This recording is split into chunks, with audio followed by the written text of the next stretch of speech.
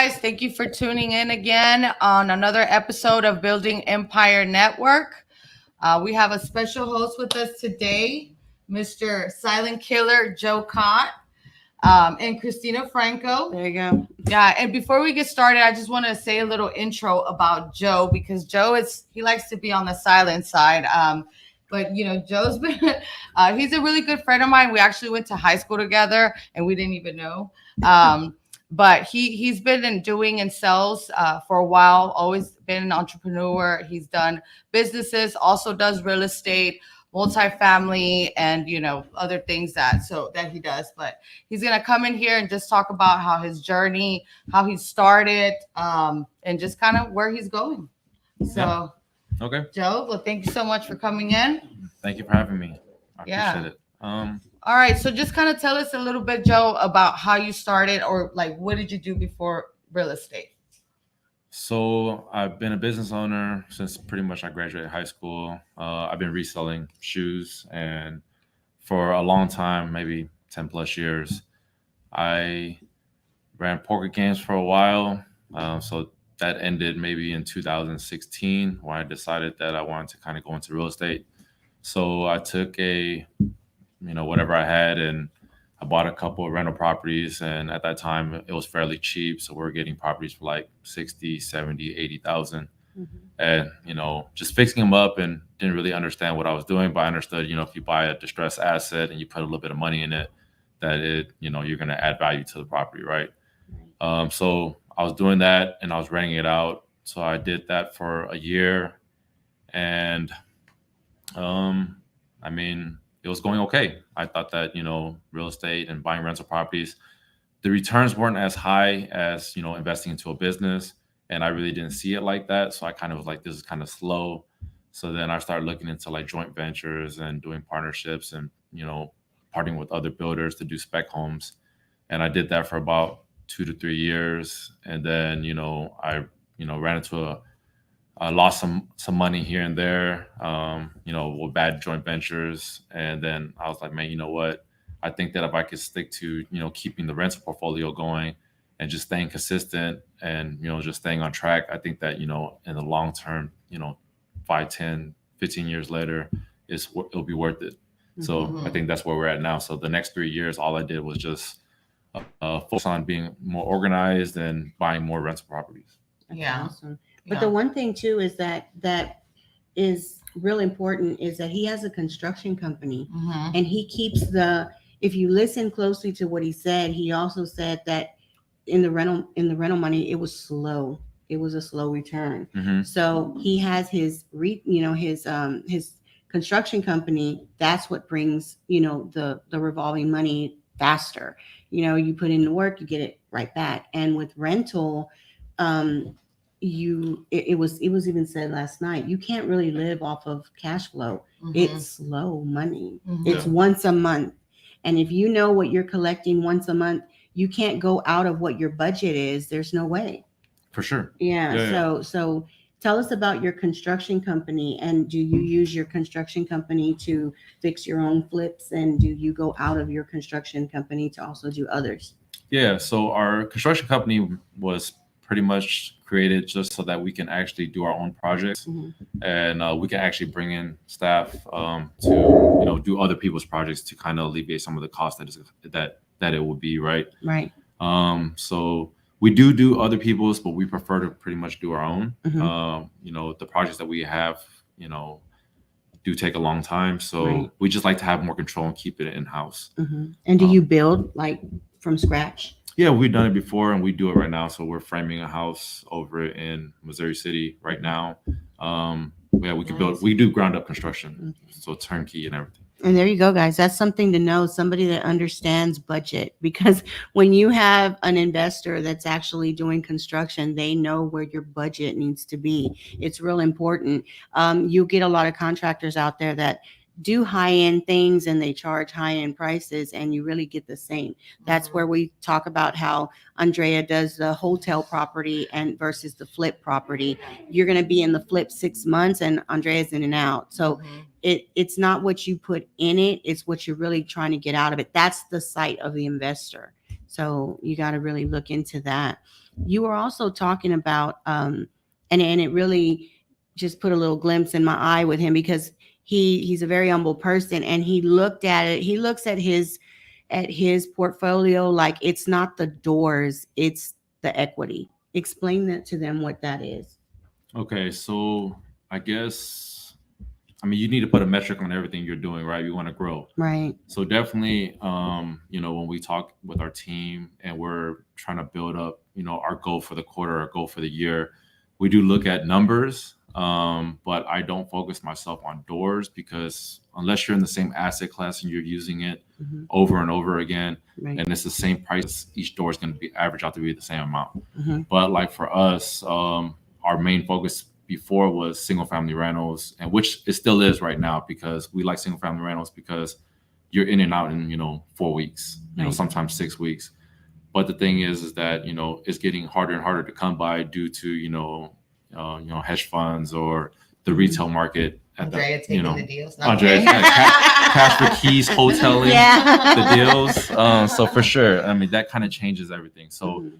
we go into, you can't compare. We don't count doors, because you might have another property that's 3 doors, but worth $1 million, right? Right. So the average out doesn't really make sense. So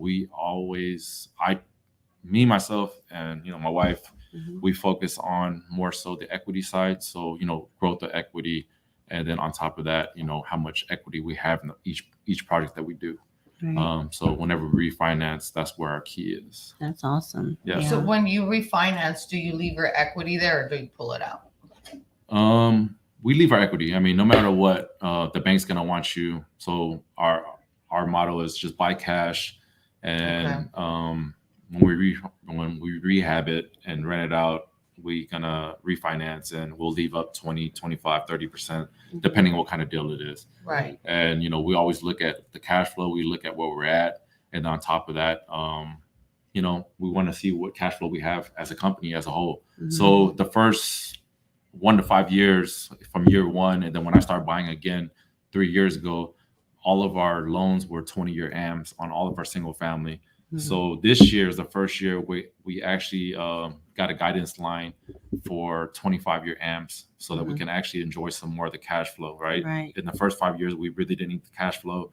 We're actually working more, so the cash flow really didn't mean nothing to us. Mhm. So we staggered it that way on Right. purpose, so that it's good for us. Right.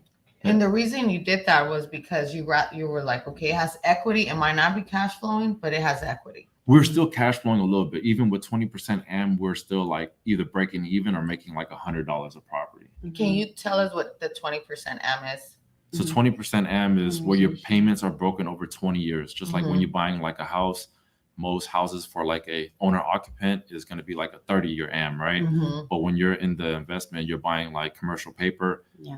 You could do 20, 25-year AM. There's some people that do 30-year AM, but the thing is that you're going to be paying for a lot of fees up front for a 30-year AM. Yeah. So depending on what situation you're in and what your cash flow at that time is, or where you're at in life, you might want a little bit more or less, right? So I see. So now they're giving you more. I asked for more because Okay. we want to Okay, enjoy our no, life we more, want- right? yeah. We want to be able to go on more vacations. He We should wanna have been be- like, I want 50 M. Wish. yeah. So definitely, it just depends on what you want, right? Right, I mean, I don't right. want to be working till I'm 50, and Mhm. I mean, I still want to work, right? But I want to be able to enjoy, Mhm. your benefits. How has it been for you, like with the interest? I've been hearing, like last night, a lot of people talking about the inflated rates and all that stuff. Do you really feel in your personal business how we buy as investors? Do you think it's really going to affect us? No, I don't think so at all. Mm-mm. The rate right now is the same it was in 2019, and Right. investors were still buying in 2019. So Right. what difference does it make? Mhm. I just think that they just saw like a little glimpse of 2.9, Yeah. 3% interest rates, and they think that was going to be like that forever. Yeah. So I believe that those were able to the people that were able to capitalize on it did, Mhm. and right now you just shouldn't be scared. I mean, Right. the rates were the same before. Yeah. Right. So Mhm. it doesn't make a difference. Mhm. Yeah. Yeah. So that's So important. don't be scared. Don't be scared. Scare money don't make money. That's true. Yeah. Yeah. No, and you have to look at it. And that's what he's saying. Like, as investors, I mean, I was always used to paying the 12%. And when I tell other people, yeah, I have a mortgage out there that's like 12%, and it's an investment, and they're like, like, that's crazy. And, but it's cash flowing, it's bringing in the money. I don't care. Sometimes you have to pay to play, and if I go and I take $100 or $200,000 to pay that off cash just because I want to save a couple of percentages, I'm not going to be able to move forward. So you have to know how to monopolize your money, because investments is a big monopoly, I think. Yeah, for sure. Yeah. Yeah, I think if missed opportunities too. There you go. We're not Bezos or we don't have all this money. Hey, say who now? But I'm just saying, like someone like me, right? We can't just sit there and all of our money get locked up. We could buy so many properties, but the thing is, like, once you use all your own capital, I mean, you have another opportunity. Are you just going to turn it down because you have no more capital? Right. Yeah. You need to go out and either get a bridge loan or take a hard money loan. Oh, God, because the thing is that if you know that you can execute, then you taking a hard money loan is you're getting another property, right? So it's something and at low risk for you. Right. So don't look at the loss, don't look at the high interest and let it scare you away. Just understand that at the end of the day, how much is that costing you? When I went to this event, to the all-in event this weekend, and there was this guy named Cesar Pena. They call him like the leverage king, and he started like that. He said that he just got all these hard money lenders to help him, and then what he did was whenever he was asking for the repair money to fix it, he was asking for more. So he's able to like pull out. He goes, and if you think about it, when I was pulling out, I was getting the money that I was putting back in. So I was actually coming in with no money. So, and he was like, I just started doing that again and again and again and again. But a lot of people are like, no, that's too high. He goes, as long as you run your numbers good, you can actually leverage hard money lending a lot better than you think you can. You can walk away with money. You can do a lot of things. You can use that money for something else if you like. So I thought that was a great, people shouldn't be scared. I know there's people that are like, oh, well, I use private lending. I mean, if you got to use hard money, then just use hard money. Yeah. Just say you got more in repairs and get more, and then you're able to kind of help you even you out. Just build your relationship with your hard money lender too, right? I mean, they're willing to work with you. They're a business. I don't think that a lot of people kind of get scared about lenders, and they're always like, oh, I'm scared they're not going to lend me, or I'm scared they're going to do this. But they're just normal people like us, right? They just want to build a relationship. If they trust you, they're banking you, not banking, they're banking you as a person. Right. Well, yeah, I know one of the things that I did was, and I shouldn't have done that, was I was using them just to be able to lend me on the property, but I was using my own rehab money. Then it kind of bit me in the butt, because then it's like, when you have so many projects going on, then you're like, wait a minute, I can't take another one because I got all my money tied up. So just get the rehab money from the lenders. Oh, for sure. Yeah. And I think a lot of it is that there's been a big hype and a fluff with how much some of us really make on our flips and our wholesales. Everybody thinks that a $3,000 wholesale isn't worth it like a $20,000 wholesale. It's the same thing. I'll take it. Yeah, you got to take it, because right now there's not much out there. There's not. For sure. So you have to really get it, get what comes, and that's it, and not be afraid of the interest. What would you share with us in a tip of your equity? What do you really look for in the equity? Is it the actual location? We know it's not the doors. Is it the location, or is it just what do you look for? I mean, if I can get in and out of it quick. So more so depending on how the property is or how it's structured and how long my money is going to be in the property. So, a commercial property is going to take you anywhere between, 6 months to a year to get in and out of it. Right. A residential single family, you can get in and out of it in 4 to 6 weeks, depending on, who your lender is. Right. So definitely I look at more so how long my money's tied up. And on top of that, if I'm going to burn out of the property. If it's further from me, I want a higher return. But the thing is that if I can burn out of the property and just get my money back, I'm okay with it and just taking the asset. And then I'm okay. Okay. So, and when he says burr, he means buy it, rehab it, rent it, refinance it. That's what we call the BRRRR, because I know a lot of people look like AM was amortization, what you're going to pay and how long, and it comes out. That's his AM, and the BRRRR is that. So that's where he's looking at, you're going to buy it, you're going to rehab it, you're going to rent it, and then you're going to refi it. And in all those things that didn't come in, what was unforeseen, what the interest rate is, what the holding cost is, and did it sell when you actually expected it to, or were you able to refi when you actually expected to? Yeah. Yeah. That's true. Yeah. Those are the unseen costs. So you have to kind of inflate what you really are banking on, because once that money goes down, it's down. Just like Andrea said, ask for more. It's okay to ask for more. I always get these calls. Hold on, because then you can't hear nothing. Oops, sorry. I didn't realize my phone popped right in your face. No, you're good. Something's always happening. You don't need extra gas coming out of No. It's too expensive, girl. I can't give it away. Shit. Let's talk about that. You're in construction.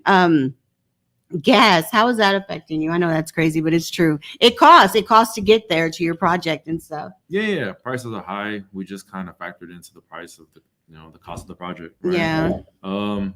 We try not to look at it just a cost of living. Yeah, cost of living. There you go. You got to be positive about I don't even everything. look at it either. Yeah, I don't look at it. I do. I'm trying to drive my little 4-cylinder. Exactly. It's uncontrollable. What can you do? Yeah. Like, what are you gonna do? That means we need to make more money too. More money. Yeah. That's one thing I learned. That's exactly right. Mhm. Like, don't worry about saving. Just worry about making more. Yeah. Right. So are you teaching your son, because you say you have a son, so are you teaching him like what you do? Do you talk to him about it? And what age is he? Yes. We do. He has a thing called Greenlight, which is like a savings card for kids. Mm-hmm. We try to teach him, like, I really like grade school, being, teaching him about financing. He's smiling now. Just teaching him about financing is, one of the things that I look forward to. So I definitely. can't even imagine you not being great in school. Yeah. But we do that. So definitely we do something to where, like, for all the money he receives, either from his birthday, Christmas, New Year's, we do a thing where he puts into his account, and for every dollar that he puts into his account, 25% goes into a spending account, 75% goes into a savings account, and then whatever he puts from his savings spending account over to his savings, he gets additional 20%, and then whatever he puts into his savings, into his stocks, he gets another 20%. Wow, Nice. that's called Greenlight? It's Greenlight. Oh, but this is like stuff metrics that we give him. Oh, okay. So even before he had like piggy banks. Of course, he's a metrics guy. Metrics guy. So just the thing is, like, for example, my son, he'll get. We need money, English, right? Joe. English. Not metrics. It's just to give him goals, to think about it. Like, hey, you know what? Like, you have $100. Do you want to hold on to it in your spending, or do you want to put in here? You can get additional 20%. Yeah. And then once you get to a certain point, you can start using that money to, enjoy your life a little bit more. So do you put in the 20% for him? Yeah, we give him. Okay. See, I was like, where's he awesome. getting that 20%? It's still earned. I was like, I need to get green light. I need to get green light. No. We're giving him the 20%. Yeah. So if I get green light with you, would you give me the 20%? But no, that is smart. I like that. So we do that. And we have to teach our kids what we're doing, because there's a frustration with our kids, me being where my kids are y'all's age, there's a frustration with the kids growing up with the things that we do, well, mom didn't show up, dad didn't show up, they had to go do this, they had to do that. So I think involving them is a good tip for people to use, whether my age, your age, our kids are still our future. So it's real important to kind of teach them on it and how it works and what happens. That way, when they see a little bit of frustration on our face, they never feel like it's them. Yeah. Or ever tell the kids, I do all this shit, I gotta work so hard because your ass, and that's how it was. I'm like guilty. But I think it all intertwines, because the greatest equity that we can place or have is the equity that we put in our kids. For sure. Because that's our future.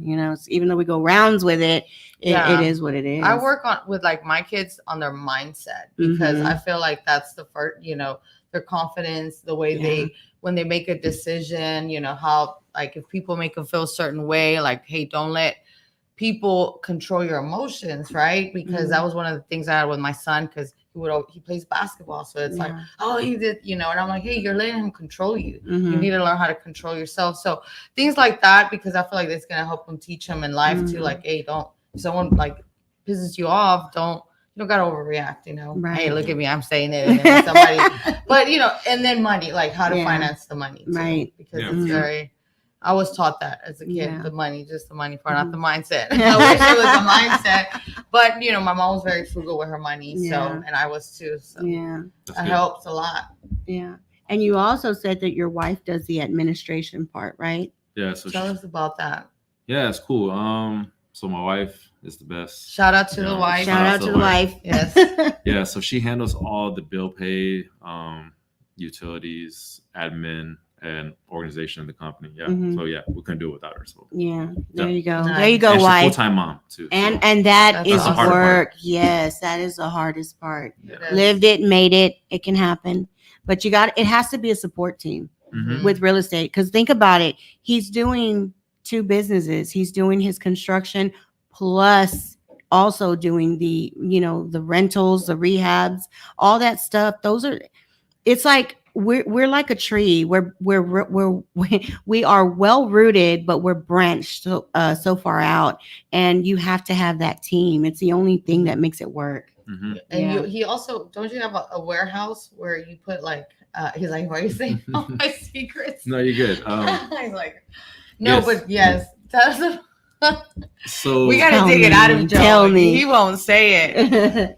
So we actually, when we're doing single family rentals, we know like we use the same material over and over again. Like it's cost saving, and we're always trying to make it very convenient for like our team and for us. And there's no decision. There's like, you don't have to worry about making decisions, right? Right. Like that. So my wife, she doesn't really like this too much, but I like doing it. It's easy for me. So I pick the same tiles, same paint, same floors, same baseboards, same doors, everything at every single house. Yeah. So if you go into our warehouse, we have the same material over and over again, and we stock everything in our warehouse. Right. So we're That's buying. really smart. No, that is smart. It's important because not growing up, but coming up from my garage was my warehouse. I never had a garage, and I was jumping over tile to get to the laundry, and it's like that's a smart move. And you also put like refrigerators, microwaves. Oh God, I had all that in my backyard. Like everything to do a house. Yeah.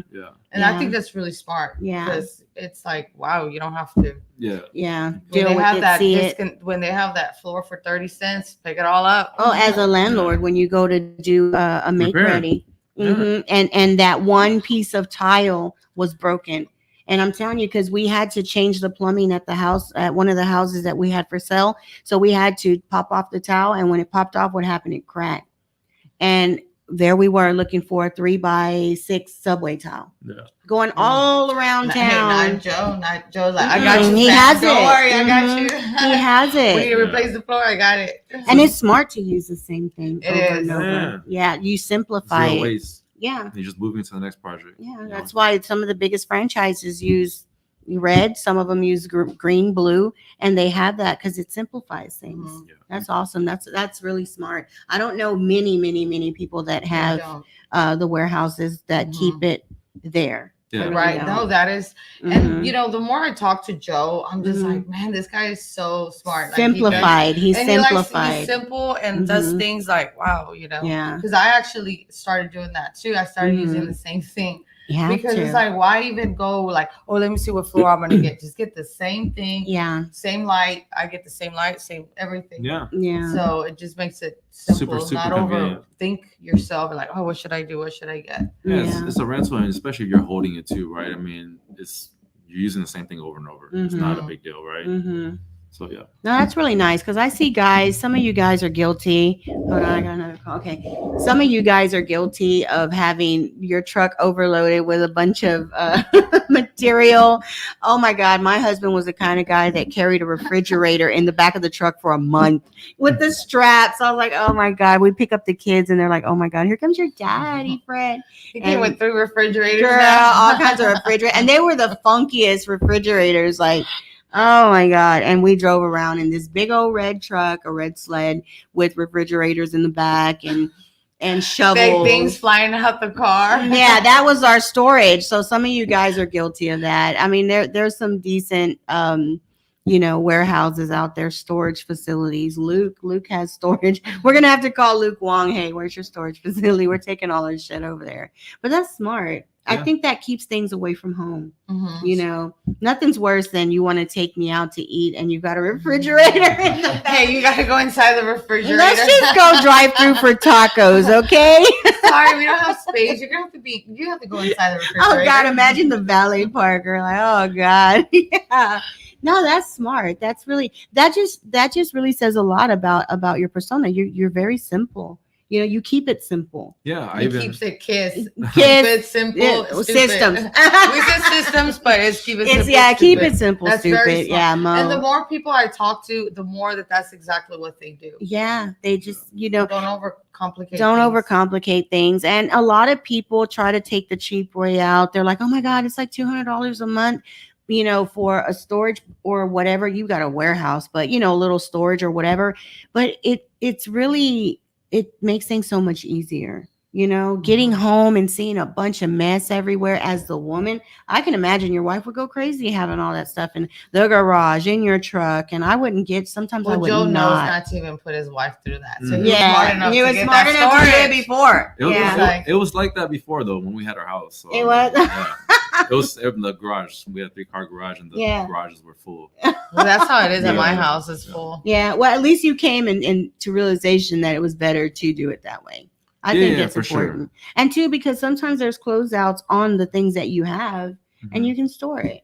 Mhm. Because me being in material and, the way the cost of material is going up, imagine what it would cost you to replace stuff now and you didn't just save it.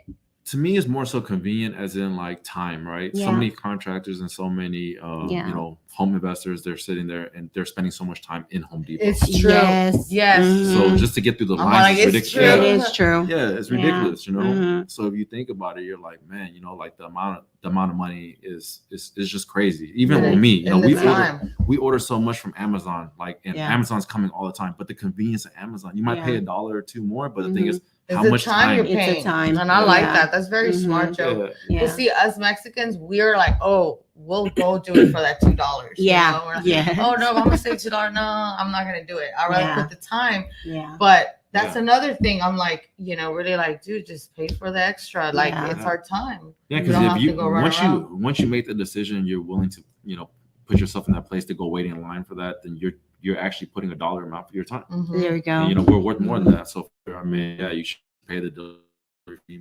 Yeah. Smart. So simple. He's so simple, so I calm. know. It's like he's my Hey, little Paxil pill. this has been the most calm podcast we've had. I Hey, know. we're all like, yes. Hey, but it's still like the same valid information. It's like how everybody just approaches it. Like he's got his control behind it, and you can just see it, Right. know? And No, like I told him earlier, it's not, it's he knows his wealth. He doesn't have to express his wealth. His wealth. Sometimes the greatest wealth is peace. And being And able time. to and time and doing what you do peacefully, because there's some people that are going nuts on what they do. I was there for a long time, and now it's just gotten to a more peaceful point. And at first, with my husband and I, we would always be arguing because we'd always be, we'd argue a lot because it was like, you got to hire this person, this person, this person. I'm like, how in the hell if I can do it myself? Time. Yeah, I was living 3 or 4 lifetimes, instead of just getting those persons in there. And now that they're in there, I have more time to do whatever I want, Yeah.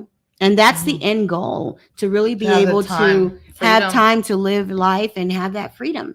That's the end goal. Everybody's just waiting for retirement, and we can kind of, redirect the time. It doesn't have to be 65. It could be 30. It could be 40. It could be 50. It's just the way you plan things out. You just have to be a little bit more disciplined and, and figure it out. I For like sure. the way you got it. Yeah. I like. So what are your goals from here to in 5 years?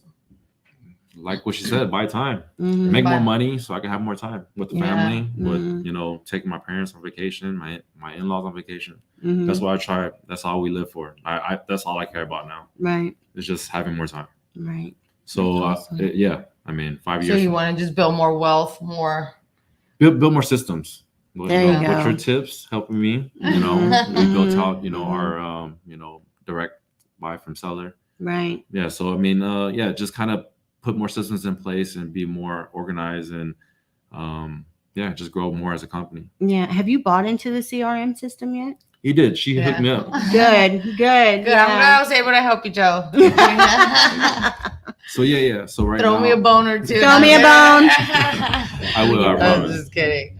So definitely, yeah. Right now, we actually have 5 companies, which is our property management. So we do our own in-house real estate. So we have a team of realtors on our team, and then we have KA Home Buyers, which is our buy direct from sellers, Mhm. and then K Construction, KA Housing, which is our holding company. So Mhm. yeah, The K Housing is the holding company. KA Housing is our holding company. Yeah. Mhm. Nice. And then And you were able to put all that under one CRM, or you did different ones? I have different ones. Mhm. So I mean, our property management we use Buildium, which Yeah. is our rental platform, Mhm. and then our CRM, which is used Beast Mode, like she referred to us. Mhm. So yeah. That's awesome. Yeah, she's trying to get me in there. I'm trying to understand it. I'm trying to help her out because she does things that I know she can leverage, but because she's so like on the old school, like I want to do Yes. everything. I'm like, God, let it go. Let it Let go. Let it go. Let it go. Yeah, I'm like, Yeah. get you a co-caller, get you Yeah. this, get you that. But you know what? It's funny because meeting like people like you guys, and you guys have something like developed, and then it's like, here we come, and it's like we feed off each other. Like, hey, I'm doing it this way, and then you're like, hey, you're doing it that way. I didn't know we could even do it we that can even way. do it that way. So it's nice, and that's one of the reasons it's good to network with different people Mhm. because you don't know, they'll teach you something, and I might not even know Yeah. that. Mhm. Every time I go to events, I always learn one thing, and I'm One like, oh thing. wow, you do that. I didn't even. Mhm. And just by changing it, it'll help a lot. For sure. Yeah. Mhm. Definitely. Network events is a big plus. The Mhm. good ones, right? Yeah, Right. the good ones. The good ones, Yeah. yeah. But you really have to put in place what you learn. Don't just listen and repeat. And there's a lot of people that want to just sound smart, Mhm. and they're not doing it. And I'm like, why? You go to all these networking events, and you know exactly what they're doing, but you repeat what people are saying, but you're not doing one damn thing. Well, yeah, that's what they say. Knowledge is not power. It's No, action it's taking. action taking. Yeah. Yeah, you got to take action. I mean, Yeah. what's the point of knowing all that stuff? I mean, it comes to a point where you're like, okay, how much am I going to learn before I take action? Right. Like the way you're going to Mhm. learn is taking action. Yeah, Learning you'll from be a mistakes. human. Yeah. Yeah, you'll be a That's human how it- dictionary. That's how it was whenever I started, and I messed up, but I was like, for me to learn how to flip, I need a Mhm. flip. So Right. I just kind of threw myself in there, Mhm. and I learned all right. Yeah, you learn. But but I made a lot of mistakes. But that was the last Yeah. mistake I had. But with Mhm. that flip, but I would have never. Yeah.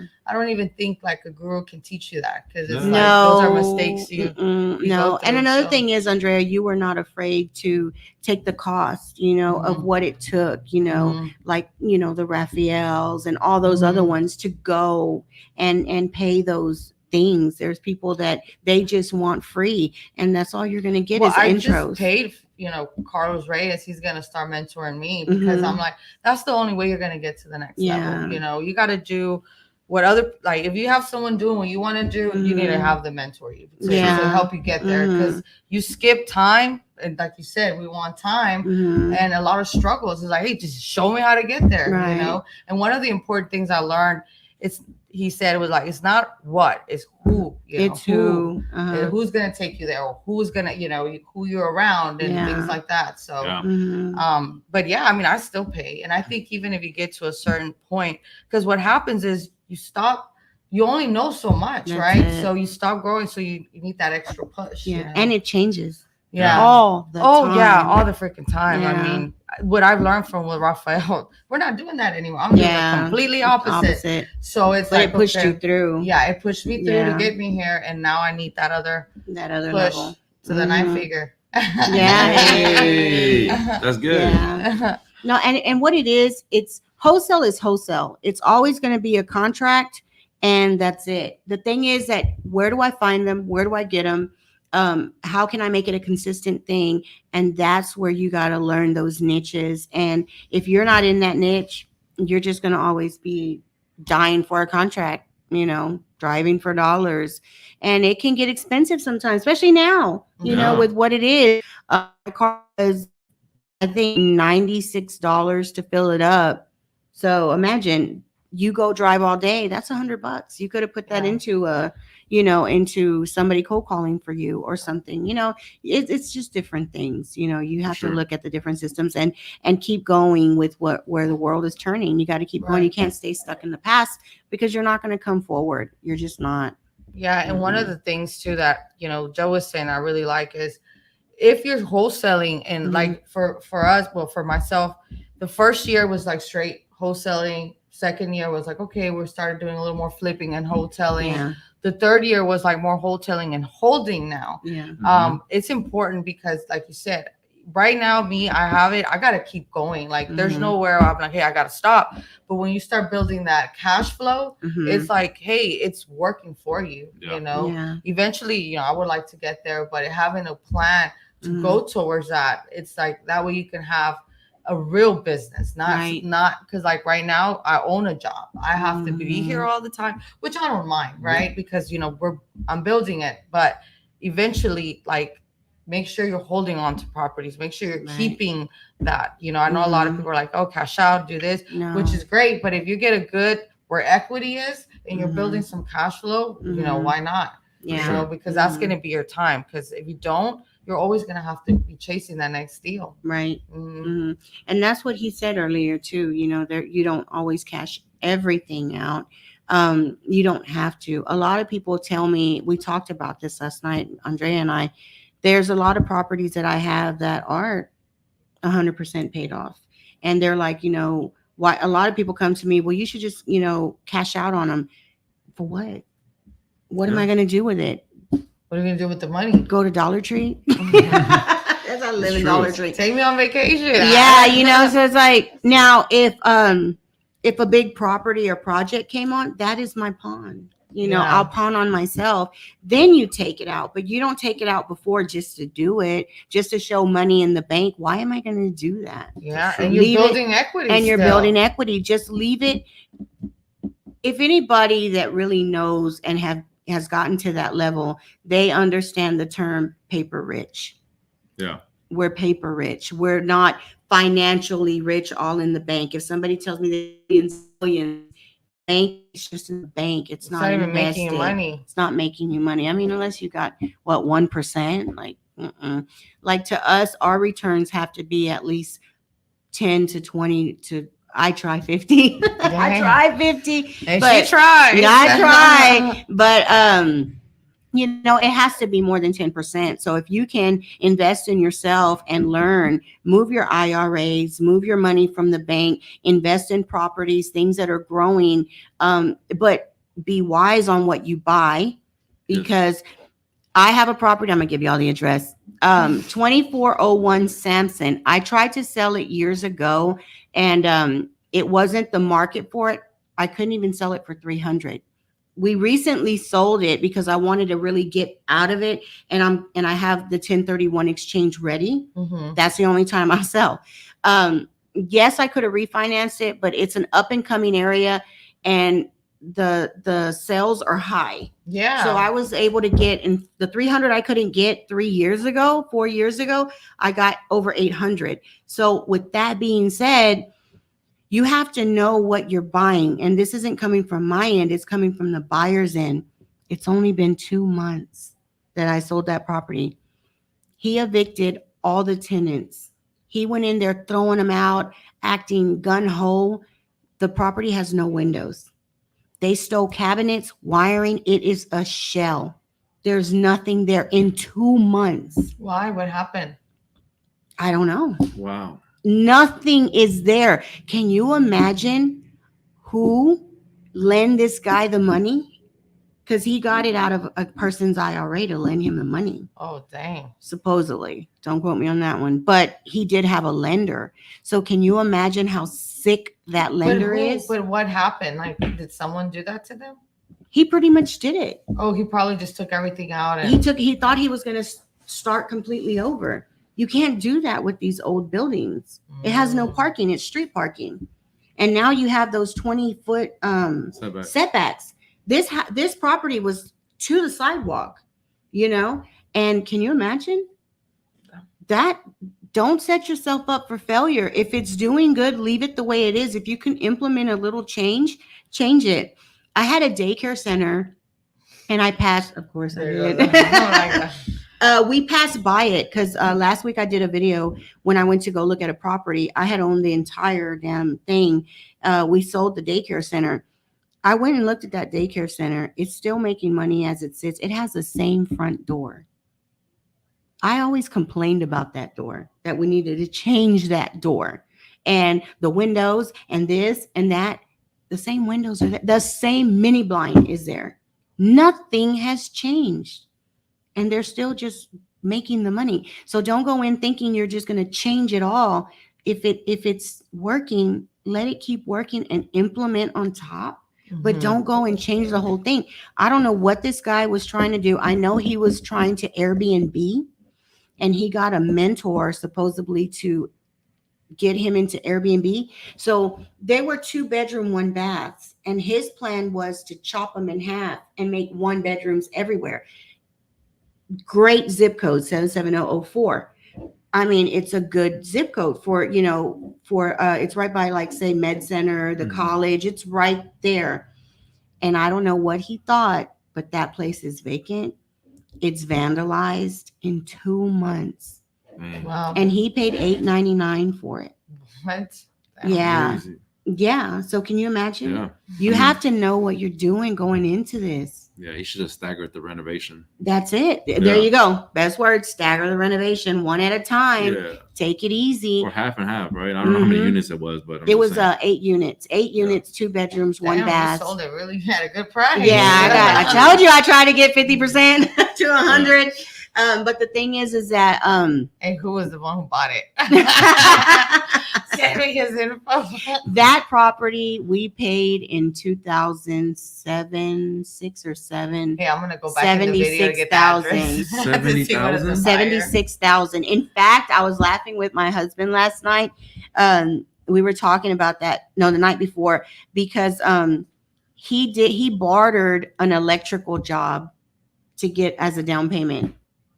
Oh wow. On that owner's other property, and his son was an electrician, but his son didn't want to do it. So my husband bartered an electrical job as a down payment, and we paid $76,000 for that property. Now it was shit when we got it, but it worked. Wow. It worked. Nice. That's amazing. Mm-hmm. I love hearing it. Yeah, so that is what we call equity, and that's what you want to bank on. 76,000 a couple years ago, selling at $8.99. Of course, we've invested all kinds of money in it, people moving, people coming back or whatever. But the thing is that it's there. You got to learn how to bank on yourself. You have to learn how to bank on yourself, and a lot of people don't understand our numerology on it, but that's just the way it is. He has the metrics and metrics, but he has it in his head the way it works for him and the way it works for us. We're trying to share it with people, but you got to pay attention when it's being said.